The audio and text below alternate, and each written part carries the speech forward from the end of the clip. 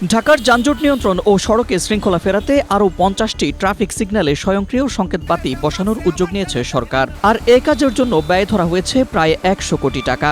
অর্থাৎ হিসেব করলে প্রতিটি সিগন্যালের সংকেত বাতির পেছনে গড়ে ব্যয় হবে প্রায় ২ কোটি টাকা। দৈনিক প্রথম আলোতে প্রকাশিত এক প্রতিবেদনে এসব তথ্য উঠে এসেছে।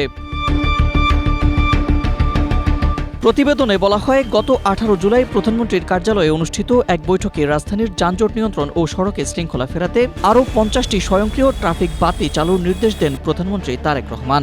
এর পরিপ্রেক্ষিতে স্থানীয় সরকার মন্ত্রণালয় ২ সিটি কর্পোরেশনকে ৫০ কোটি টাকা করে মোট ১০০ কোটি টাকা বরাদ্দ দেয়।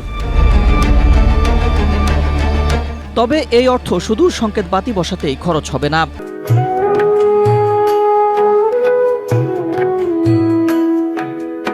সিগন্যালের খুঁটি, ভিত্তি, স্টিলের বেড়া, বিদ্যুৎ সংযোগ, ট্রাফিক পুলিশের নিয়ন্ত্রণ কক্ষ, সড়ক খনন, ক্যামেরা নিয়ন্ত্রণ বক্স, ট্যাবসহ বিভিন্ন অবকাঠামো ও প্রযুক্তিগত সরঞ্জাম কেনার পেছনেও ব্যয় হবে বলে জানিয়েছে ২ সিটি কর্পোরেশনের কর্মকর্তারা।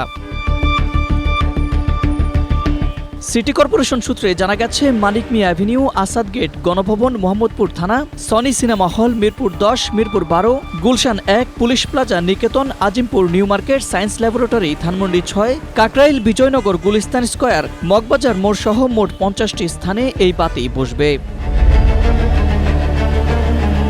Ahmed Imtiaz, Asia post.